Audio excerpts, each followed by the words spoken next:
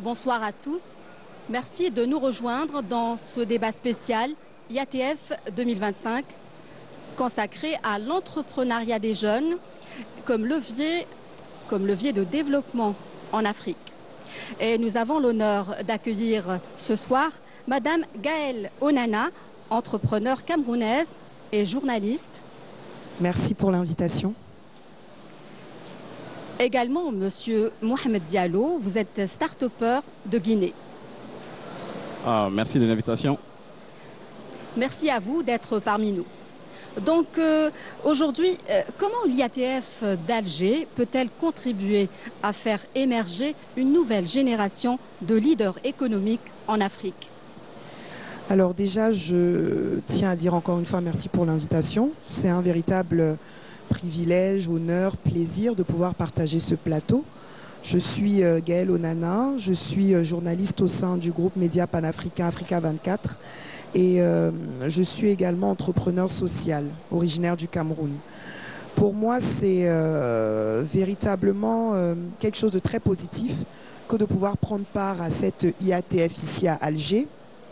Et par rapport à la question qui m'a été posée, l'IATF comme moyen de faire émerger une nouvelle génération de leaders économiques, je dirais oui, comment, au travers de tout ce que nous voyons et qui est mis en place, que ce soit au travers de l'exposition que plusieurs entrepreneurs et leaders dont ils peuvent bénéficier au travers de cette foire commerciale intra-africaine, mais aussi au travers de la formation, au travers des différents panels auxquels ils ont accès avec des professionnels, des personnes qui peuvent partager leur expérience, qui peuvent leur donner des conseils, qui peuvent leur donner des orientations.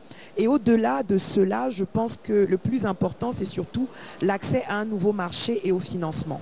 Parce que quand on participe à une foire comme celle-là, on a la possibilité de se connecter à des personnes qui peuvent être soit du domaine dans lequel on est ou alors dans des domaines complémentaires. Par exemple, je fais des sacs à main et je rencontre quelqu'un qui fait du cuir. Et du coup, peuvent naître des collaborations positives de ce type de rencontres. Et aussi l'accès au financement, parce que dans une foire comme celle-là, on a plusieurs acteurs du marché financier qui sont présents et qui ont la possibilité de rencontrer des entrepreneurs, des leaders, des personnes qui ont besoin d'avoir accès au financement et qui souvent, dans les circuits classiques, n'ont peut-être pas accès à ces dirigeants ou alors à ces institutions financières. Donc, on va dire que c'est vraiment un hub 360 degrés qui allie à la fois la formation, l'exposition, le mentorat, l'accès au marché et au financement. Et vu la grandeur de cette IATF ici à Alger, je pense que les collaborations qui vont suivre ne pourront qu'être fructueuses pour cette nouvelle génération de leaders économiques à venir. Monsieur Diallo, justement, vous avez une start-up dans le domaine de la santé. Comment l'IATF vous offre-t-elle des opportunités pour booster cette start-up? Merci de la question. Moi, en fait, ma start-up s'appelle Laptani. Donc, nous sommes ici, nous avons été sélectionnés en fait par l'Union africaine. Donc, avec l'IATF, c'est moi je dirais, j'appellerais ça un carrefour, comme Madame a si très bien dit. Donc, c'est un carrefour où plusieurs acteurs en fait se rejoignent, que ce soit des partenaires, des investisseurs, des médias, donc pour accompagner en fait des entrepreneurs africains, des entrepreneurs féminins qui ont une grande résilience, que j'appellerais aussi le cœur même de l'entrepreneuriat africain même.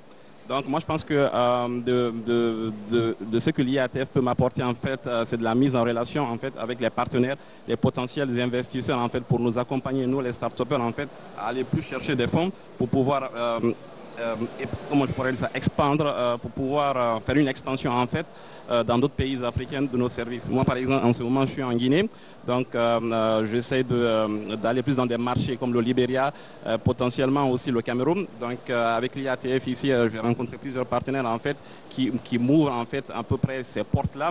Donc c'est un moment en fait de collaboration où je vois plus en fait chaque acteur africain travailler dans la main, main dans la main pour une collaboration réussie. Donc je pense que c'est un événement quand même qui doit être encouragé, qui doit être félicité par tous et chacun. Justement, aujourd'hui, quels sont les secteurs clés qui s'offrent aux entrepreneurs, aux jeunes entrepreneurs africains?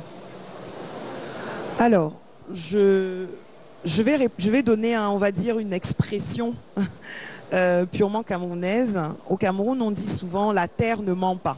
Quand on dit la terre ne ment pas, c'est pour dire que l'agriculture est un secteur qui reste extrêmement porteur parce que quoi qu'on dise, quoi qu'on fasse, on aura toujours besoin de manger. Voilà, pour pouvoir vivre. Du coup, le secteur agricole reste un secteur extrêmement prometteur, mais je pense que le défi qu'on a au niveau de l'entrepreneuriat agricole aujourd'hui, ce n'est pas juste de faire de l'agriculture, mais c'est de pouvoir mettre en place des chaînes de transformation afin de pouvoir avoir des produits qui vont naître en fait de ces différentes initiatives, qui vont être transformés, qui vont être exportables dans d'autres pays d'Afrique et pourquoi pas à l'étranger. Donc je dirais l'agriculture d'abord dans un premier temps. Ensuite, il y a d'autres secteurs qui s'ouvrent aujourd'hui avec le digital et la transformation numérique. Il y a énormément de choses que l'on peut faire pour mettre en place des solutions qui vont répondre à des problèmes sociaux que nous rencontrons dans nos pays africains, que ce soit par exemple l'accès à la santé, que ce soit l'accès à l'information, même quand on va dans le secteur de la mode ou du design, on voit beaucoup de choses qui sont en train d'être faites.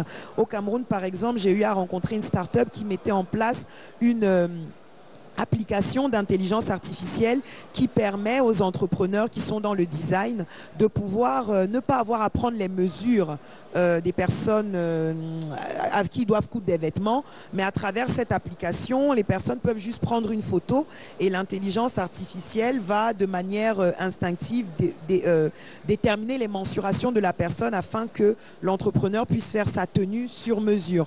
Donc voilà, avec la transformation numérique, avec le digital, on peut apporter des solutions concrètes qui vont répondre, on va dire, peut-être à certaines limites qu'on pouvait rencontrer dans nos pays africains.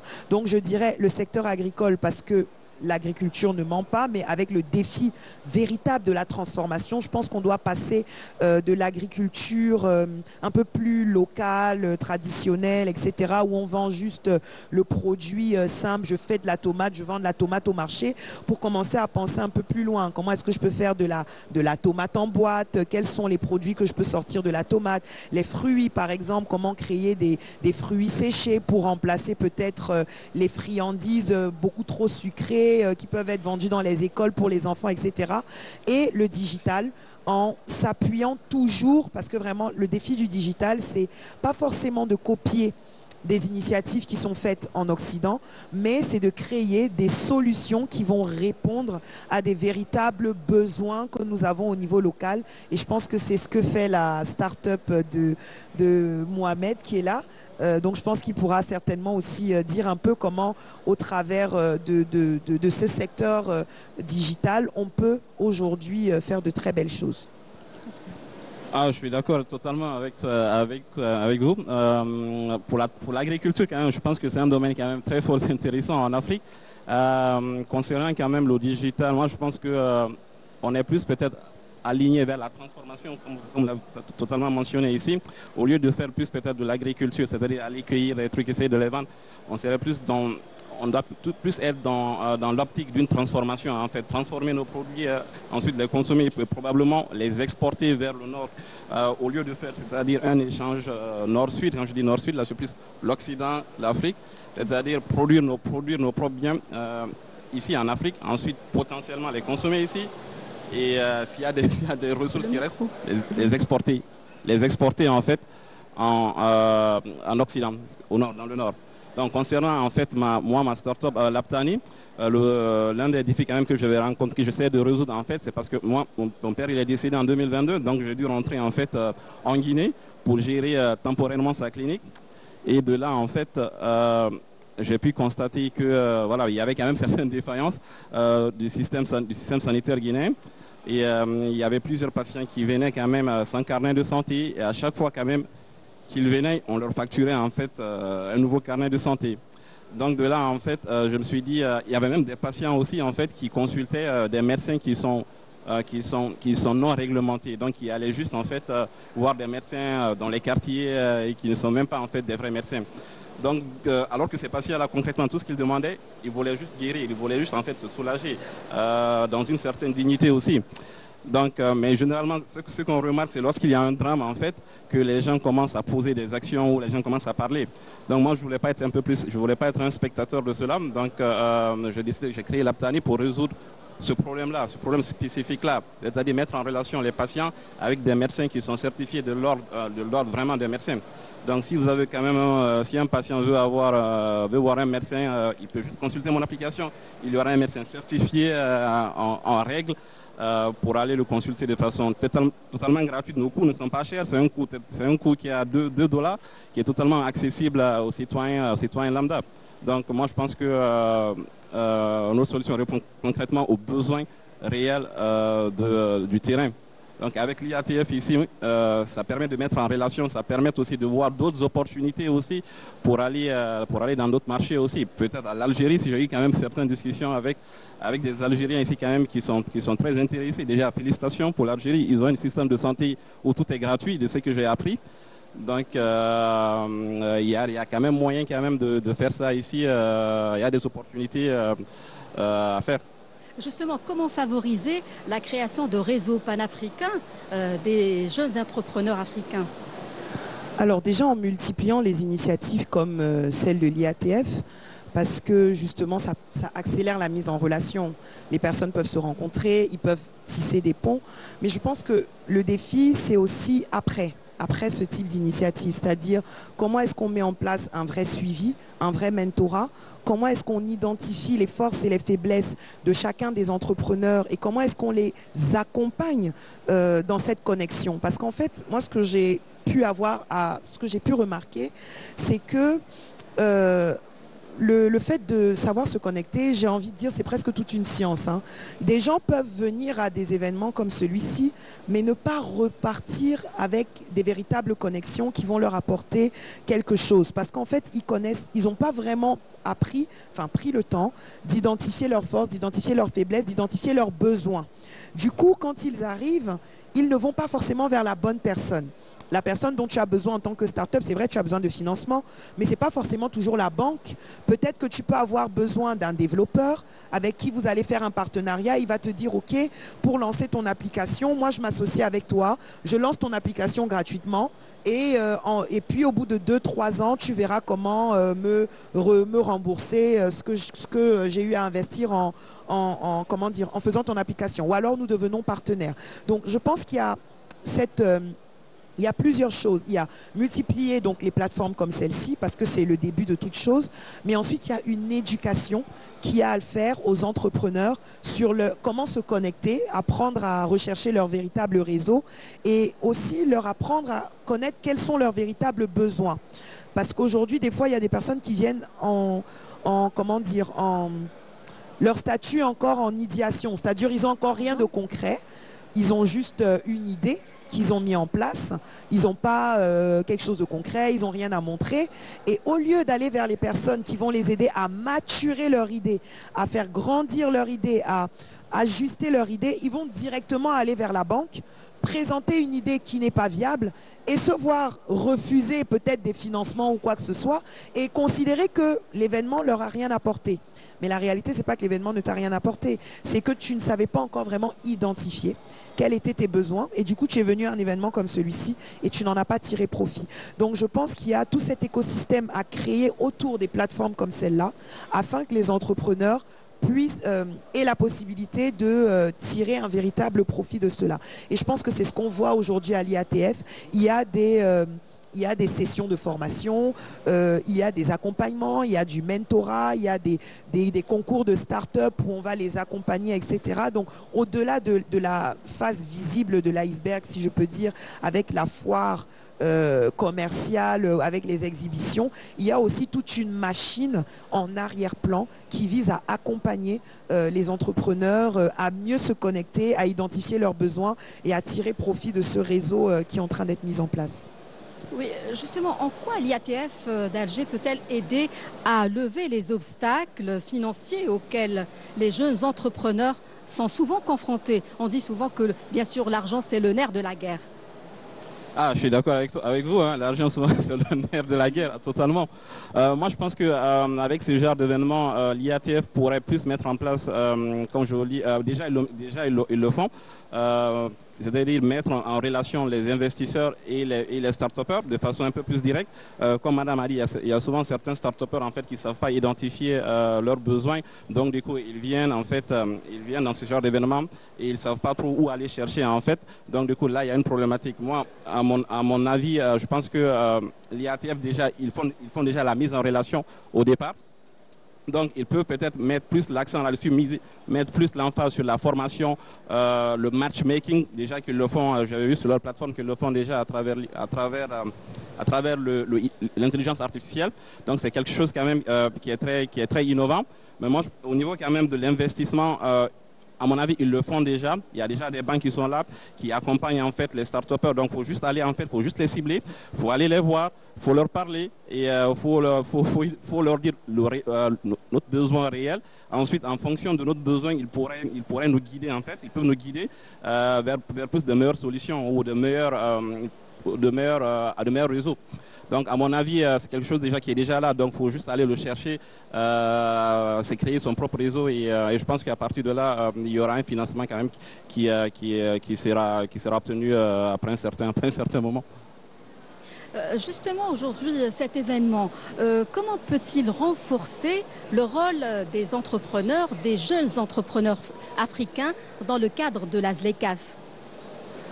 Alors, dans le cadre de la ZLECAf, qui est donc ce commerce, hein, c'est-à-dire cette zone de libre-échange intercontinentale qui a été mise en place afin de favoriser le commerce intra-africain. La réalité, c'est quoi? C'est que beaucoup d'entrepreneurs, et pour beaucoup, hein, avec la chaîne Africa 24, nous travaillons à mettre en avant les entrepreneurs au travers de différents programmes. Donc ici, j'ai eu à échanger avec beaucoup d'entrepreneurs depuis que je suis arrivée ici à Alger dans le cadre de l'IATF. Et l'un des principaux obstacles que beaucoup d'entrepreneurs rencontrent, c'est souvent l'obstacle de la normalisation. Ils ont des belles idées, ils mettent en place des choses, mais ils n'ont pas forcément accès à l'information qui leur permet de savoir comment mettre leurs produits aux normes pour que leurs produits soient exportables.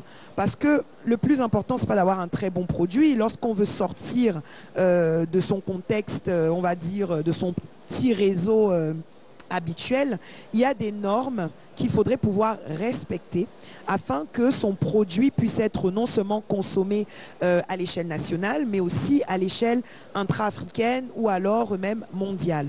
Donc, à travers l'IATF, à travers la ZLECAf, les entrepreneurs sont accompagnés afin de pouvoir avoir des produits qui peuvent être aux normes continentale et internationale. Et ça, c'est extrêmement important parce que si jamais les produits ne sont pas aux normes, ils vont se heurter en fait à la barrière de cette normalisation. Ils ne seront pas exportables. Et au final, la zone de libre-échange, elle sera là, mais les entrepreneurs ne pourront pas en bénéficier. Et il y a beaucoup d'entrepreneurs aujourd'hui qui, des fois même, avaient créé leurs produits depuis des années, depuis 5 ans, depuis 10 ans, avec les failles internes qu'il y avait nationales, arrivaient à commercialiser leurs produits à plusieurs personnes parce que c'était, on va dire, un peu du commerce de proximité. Aujourd'hui, avec les réseaux sociaux, tout le monde peut commercialiser ce qu'il veut, sans même qu'on ait forcément besoin de vérifier. Donc du coup, la personne crée un produit, elle met sur Internet, les personnes commencent à acheter, il y a des bons retours positifs, du coup, il se fait un bon chiffre d'affaires, mais au niveau national. Et quand il arrive, quand il arrive au niveau où il veut donc exporter son produit, même juste dans le pays voisin d'à côté, il est heurté en fait, parce qu'en fait son produit n'est pas aux normes. Et il se rend compte que depuis 1 an, 2 ans, 3 ans, 4 ans, peut-être même 5 ans, des fois même 10 ans, il a eu à commercialiser un produit qui malheureusement n'est pas exportable. Et aujourd'hui, l'IATF, justement, au travers du partenariat avec la ZLECAf, parce que je sais qu'il y a eu un atelier comme celui-là justement pour les entrepreneurs, accompagne les entrepreneurs à toutes ces normes, on va dire, internationales qui permettent que nos entrepreneurs africains aient des produits compétitifs hors de leur pays. Voilà, parce que c'est un peu ça. On doit pouvoir être visible hors de nos pays, c'est-à-dire hors du Cameroun. Quelqu'un qui fait un savon voilà, pour les cheveux naturels, par exemple, au Cameroun, doit être capable aujourd'hui de le vendre au Gabon, en Guinée, au Kenya et même aux États-Unis. Mais pas le vendre de manière informelle, en mode j'ai posté sur Internet et puis la personne achète. Combien? Et s'il y a quelqu'un qui voyage, je lui donne le produit entre de manière informelle, mais de manière formelle. Voilà, de dire aujourd'hui, je peux être présent dans un supermarché en Guinée alors que je suis un entrepreneur camerounais. Mais pour ça, il faudrait que mon produit respecte certaines normes. Et je pense qu'une plateforme comme, enfin, ce qui est mis en place par l'IATF avec la ZECAf, ça permet justement d'atteindre là ce niveau de normalisation et rendre nos produits plus compétitifs, que ce soit au niveau panafricain, mais aussi au niveau international. Donc, d'où l'importance de l'accompagnement, de la formation et de l'accompagnement des jeunes entrepreneurs pour avoir accès à de nouveaux marchés. Oui, en fait, concernant la formation, il y a eu quand même plusieurs formations ici pour aller dans les nouveaux marchés. Nous, en tant que start-upers de l'Union africaine nous a quand même mis en fait des séances de formation avec des acteurs, de l'IATF ici, pour essayer quand même d'explorer de nouveaux marchés, spécifiquement dans les marchés plus de l'Afrique de l'Ouest, de l'Afrique de l'Est, et probablement en Afrique du Nord aussi. Donc, ils mettent beaucoup plus l'accent là-dessus. À mon avis, c'est une opportunité pour nous, en fait, d'avoir des partenaires dans ces pays-là. D'avoir des partenaires parce que nous, on est plus dans le domaine digital. Et dans le domaine digital, il faut concevoir en fait des produits qui sont scalables. Comment on vous a dit, exportables. C'est ça, qui sont exportables, scalables, c'est plus en anglais là. Donc il faut avoir un écosystème qui peut s'adapter en fait à tout environnement. Qui peut s'adapter à tout environnement, que ce soit en Algérie, ça puisse fonctionner, que ce soit au Nigeria, que ce soit au Kenya, que ce soit au Maroc. Donc, ils nous ont enseigné cela comme dans la formation. Donc, franchement, je pense qu'à date, présentement, notre produit Laptani, notre solution Laptani est conçue en fait pour s'adapter à n'importe quel marché africain. Donc, on peut y aller dans n'importe quel marché que ce soit. Comme je vous l'ai dit, il y a eu plusieurs partenaires algériens qui se sont manifestés pour que je puisse en fait m'installer ici en Algérie. Donc il y a un réel besoin. Donc on attend juste de voir la suite. Si la chose se concrétise, peut-être que je serai là dans quelques mois ou dans quelques années. Je ne sais pas encore. Mais ce serait quand même une fierté pour nous, pour moi et pour mon équipe Laptani, de venir de s'installer ici en Algérie. Très bien, donc peut-être une dernière question, il nous reste quelques secondes. Comment évaluez-vous l'IATF 2025 d'Alger? Alors comment est-ce que je l'évalue? Je vais l'évaluer de mon prisme à moi, en tant que journaliste au sein d'un grand groupe média panafricain, comme j'ai dit, Africa 24. Pour nous, ça a été merveilleux en termes d'accès. L'objectif pour nous, c'est de pouvoir raconter des belles histoires africaines, d'accord? Présenter des réussites africaines, présenter l'avancement de ce qui se fait en Afrique. Et je pense qu'ici, à l'IATF, on a été gâtés, si je peux dire ainsi. On a eu des merveilleux profils, en même temps des top profils, comme des personnes un peu plus en démarrage, mais avec des belles histoires. Parce que le plus important, c'est ça. C'est des personnes qui ont des belles histoires à raconter sur l'Afrique, des personnes qui ont des beaux projets. Donc, dans mon regard de journaliste, ça a été merveilleux. Je dirais que c'est un véritable succès. Et si je dois parler un peu de l'organisation, on va dire, au sein du pays, moi, j'étais là l'année dernière pour le Canex, qui avait été organisé à Alger aussi. Et là, je suis là cette année pour l'IATF, qui est beaucoup plus grand. Alors, moi, j'ai été à 100% vraiment très, très bien. Tout a été positif pour moi, en fait. De l'accueil, la chaleur humaine et aussi la chaleur environnementale. Il fait très chaud, mais c'est pas très grave. Mais je veux dire, c'était vraiment merveilleux, en fait. On a senti qu'il y a eu une véritable mobilisation au sein du pays par rapport à cet événement. Et je pense que c'est aussi ça qui emmène la réussite. Parce qu'on peut faire un événement comme celui-là, mais si des personnes de d'autres pays africains viennent à Alger et ils ont le sentiment qu'ils sont venus faire du business entre eux, mais que les Algériens ne se sentent pas concernés, ça peut créer une sorte de frustration. Mais on va dire le retour de Mohamed montre en fait l'implication de l'Algérie dans cette organisation, parce que en fait l'Algérie s'est positionné comme le premier pays véritablement intéressé pour bâtir en fait des partenariats avec toutes les entreprises présentes.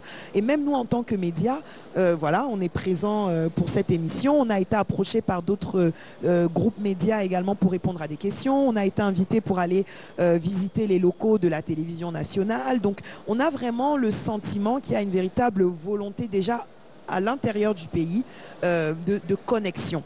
Et ça, pour moi, c'est la première réussite, cette volonté de connexion. Et je pense qu'il y a beaucoup de choses, de très belles choses qui vont sortir de cette IATF. Monsieur Diallo? Ah, je pense qu'elle a très bien résumé. Hein. Moi, écoutez, moi, je suis arrivé ici le 4. Déjà, à l'accueil, à l'aéroport même, j'ai pu constater une grande mobilisation. En fait, l'accueil a été vraiment chaleureux. C'est ma première fois en Algérie. J'avais jamais été en Algérie auparavant. Donc, c'était vraiment une expérience quand même très chaleureuse. Concernant l'événement IATF ici, j'ai une expérience positive. J'ai eu des potentiels partenaires, tout comme des potentiels investisseurs. Ce que je peux dire dans l'ensemble, ça a été très bien et je pourrais aussi remercier aussi l'IATF, l'Afreximbank aussi, qui est ceux qui ont organisé cet événement. Et en même temps, j'aimerais aussi remercier le peuple algérien aussi pour leur réception, pour leur accueil chaleureux. Et aussi le président aussi algérien, c'est Abdelmajid Tebboune, pour son accueil, pour avoir en fait permis l'organisation de cet événement-là. Donc, je pense que c'est ensemble, en fait, nous Africains entre nous, lorsqu'on collabore ensemble, lorsqu'on se serre les mains, main dans la main, on peut faire de grandes choses ensemble. Donc, je vous remercie, je remercie l'Algérie et tout le monde. Merci à nos chers invités de nous avoir honorés. Et merci à tous de nous avoir suivis et à bientôt.